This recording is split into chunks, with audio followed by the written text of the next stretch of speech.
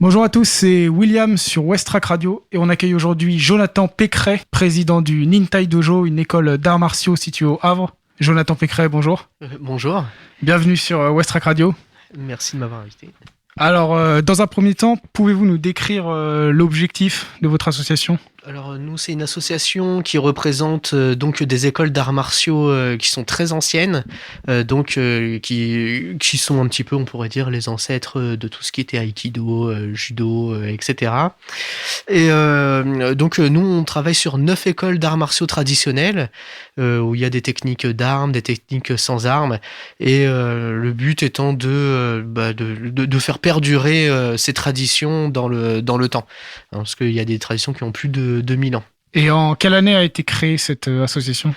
Alors ici l'association au Havre est toute récente, donc on avait une première association qui a été créée en 2009, elle a été clôturée en 2019 et là on a relancé un nouveau projet depuis août 2020. Le but c'est de repartir sur une autre dynamique, donc là pour l'instant il y a peu d'adhérents et on est toujours en phase de construction, on peut dire. Et dans cette école, on peut apprendre 9 styles de combat japonais.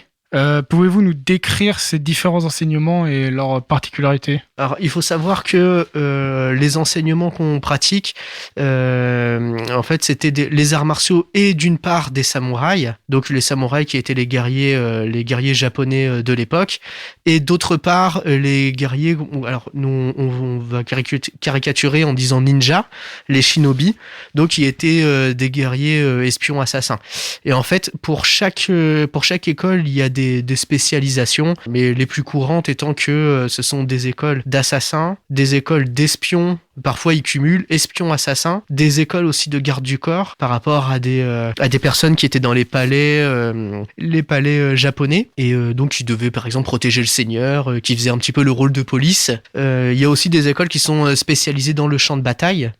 Et concernant sur les styles à proprement parler, ça dépend vraiment aussi de l'époque. Donc parfois il y a vraiment un travail qui est fait sur les points, on pourrait dire vitaux. On appelle ça plutôt les points de première importance. Donc des attaques sur les muscles ou sur les tendons par exemple. Il y a tout un travail sur la structure osseuse.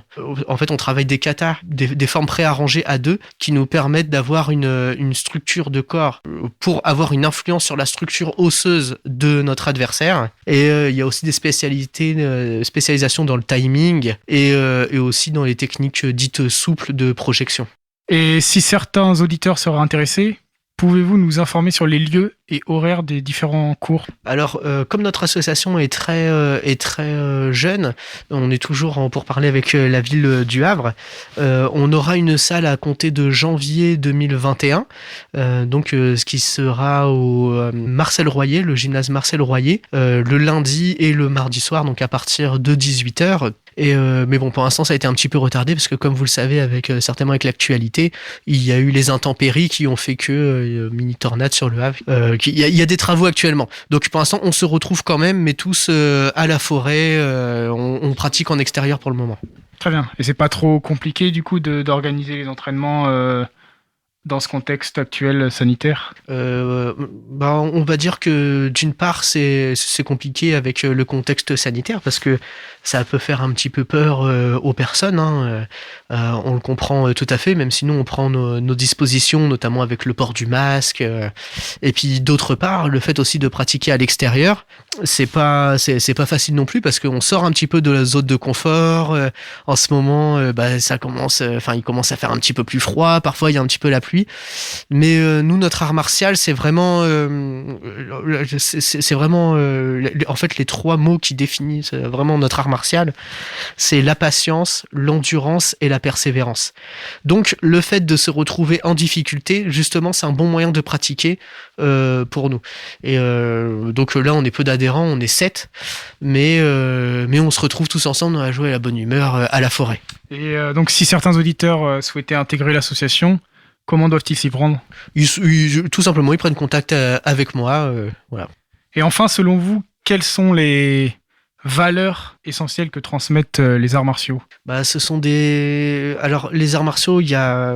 Comment dire? Si je dois donner quelque chose de commun, je dirais que c'est toujours cette notion de vouloir élever son moi, je pourrais dire, de devoir s'élever humainement.